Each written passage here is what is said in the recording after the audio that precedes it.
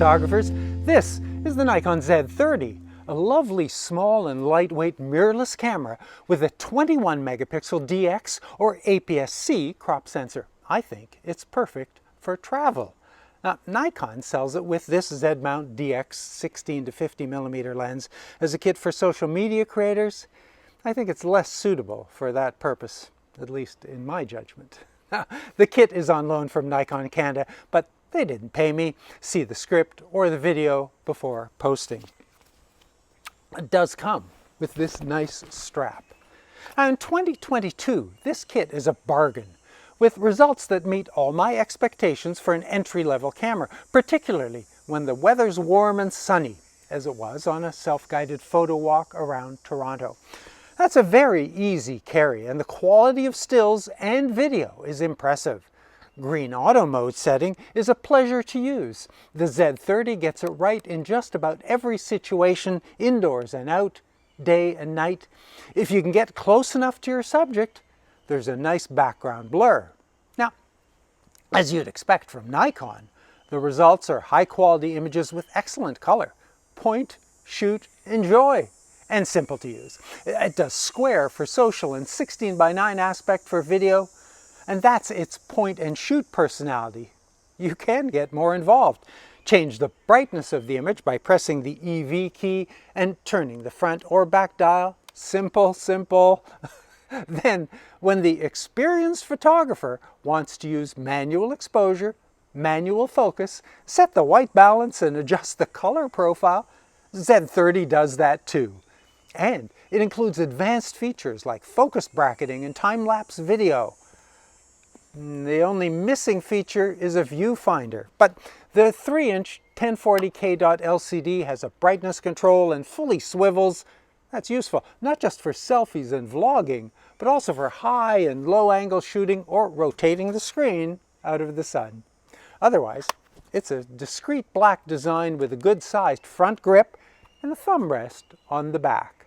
Uses standard SD cards, UHS 1 type, supported in a single card slot in the battery compartment. Did I mention video? 4K at 30 frames, and HD up to 5 times slow motion. Everything you need when you're on vacation. The integrated on-off switch and shutter release makes it quick and easy to turn on and snap. The red key records video. And the screen's left side touch button cycles through 4 functions. Off, set the focus point, touch to focus on a point, and tap and snap. Then press the play key and review the image you've just taken. Or install Nikon's free SmartBridge app on your smartphone to record location data for your images and to quickly or even automatically transfer images to your phone for social posting. Now, I posted a video with the settings you should change on a new Z30, including the setting to display your images automatically on the screen. But let me repeat that the first thing you should do is reset image quality from normal to fine. Nikon's color profiles, called picture controls, aren't available with the green auto setting. Change to program mode, P on the dial, then press the I key to select controls like vivid, monochrome, or portrait. Or scroll along to Nikon's interesting selection of image modifying filters. In program, you'll also be able to change the white balance. Auto works well, but if you need a better white in dark settings, press down to access the keep white setting or to retain the warmer colors. Now, by default, auto ISO goes up to 51,200. That's great, as it enables you to take pictures even when it's dark. I find that setting pretty smudgy. The highest auto ISO can be limited on the photo shooting menu, ISO sensitivity, or turn auto off completely. Press the ISO key and turn the front dial. Now, for full manual exposure, turn the mode dial to M. Then the front dial sets the aperture, the back, shutter duration. But this is a touch screen, and if there's a white box around a setting, it's a touch control. 1 arrow buttons are 1/3 stop, 2 arrows a full stop. That also applies to ISO. The I menu sets the meter, which is displayed screen right, And I appreciate the highlight mode, which can be very effective for bright objects in dark scenes like stained glass windows. Press the disk key for the histogram. But note that in video mode, there is no on-screen meter. Video shutter sets from 1/30th to 1/4000, still shutter durations as long as 30 seconds. For longer exposures, bulb and timer modes are available. Now, you may never need to change from the default focus modes, autofocus auto and auto area with people. But if you do, single, continuous, and manual are available, and area settings include pinpoint and single, move the red rectangle with the direction pad, wide area small and large, both movable, wide area large with people or with animals, auto area with people, the default, and animals. Now for the last three, touch the subject to track it. In manual focus, the ring on the lens adjusts the distance. Press the plus and minus keys to zoom in for an expanded view with a distance indicator. Or position the focus rectangle. It will turn green when the object underneath is in focus. A second visual assist appears bottom left. Now, there are two dynamic exposure range options, active D-lighting, 6 settings including off. This is off. This is extra high. And there's HDR with up to 3 stops exposure range, again, off, and 3 stops EV. There's a flash hot shoe for optional flashes. And when a flash is connected, the menu has control settings and mode options as well as compensation. So, what's not to like? Most of my issues relate to the lens. The focal range, 16 to 50, converts to about 24 to 75 on this sensor. That's a reasonable walkabout, and that's wide enough for handheld vlogging and about a 3x zoom. Like many inexpensive Nikon lenses, it needs to be extended before use. There's an on-screen warning if you forget. I appreciate that makes it small and flat while traveling, but the aperture ramps from f3.5 to f6.3. That is very limiting and will send your ISOs sky high. And unless your subject is near the closest focus distance and your background's far away, your backgrounds won't be defocused. The closest focus on these 8cm Playmobil figures looks like this at 16 millimeters and this at 50. As I said, at the closest focus distance, there's a nice background defocus. Now, there's no point pixel peeping with this lens. For video, you'll want ND, filter diameters 46 millimeters, a non-standard size. Some settings are independent between stills and video, but others, like the exposure mode, are not. You'll want to configure and save user settings if you do go back and forth. Video capability goes up to 4K at 30 frames, 144 megabits per second using the H.264 codec. Decent, but not leading edge. Now, stabilization, there's a standard setting and electronic, and it's effective for handheld shooting. This shot was recorded with both.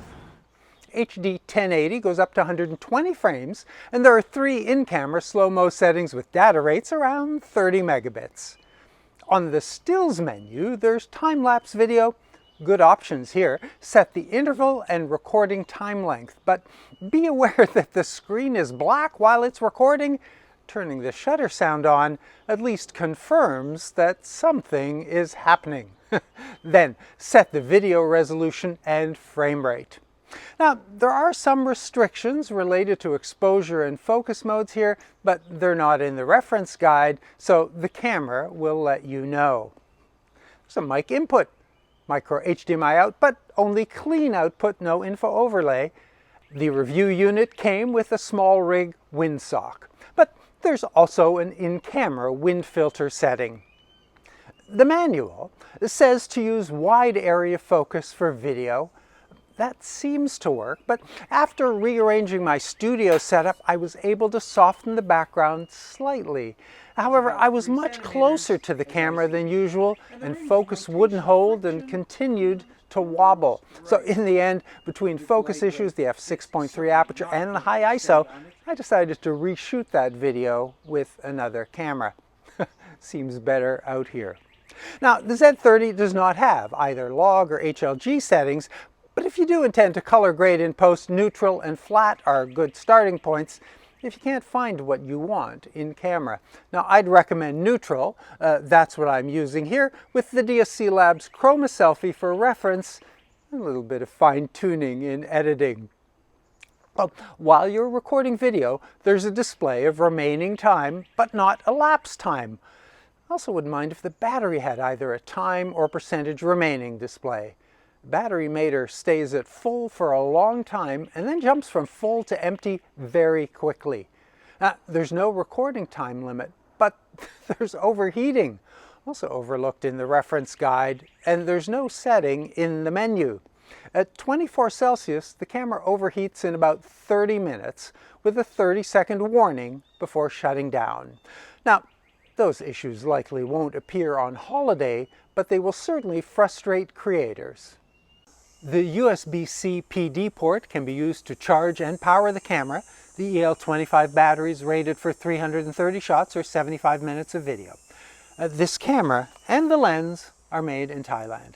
And I found the firmware to be a little flaky. There were several times when I couldn't change a setting or access a feature, and I couldn't figure out why. So I had to reset either the photo settings or the entire camera.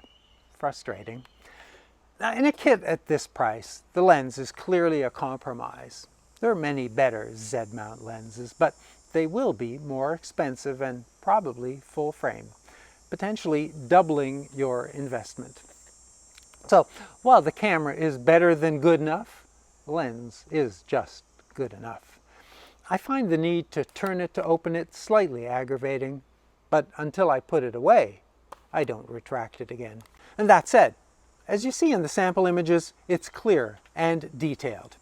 Unless you're comparing it to its more expensive cousins, you won't be disappointed.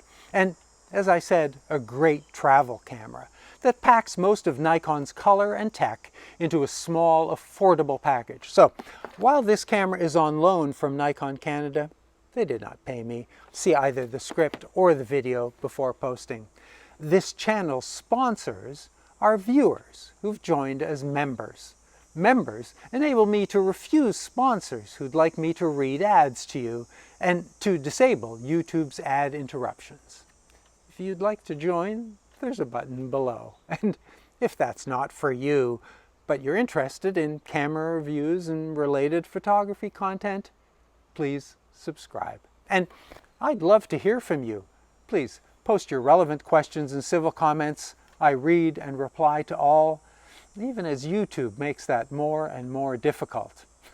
Thanks for finding time to watch today. Stay safe.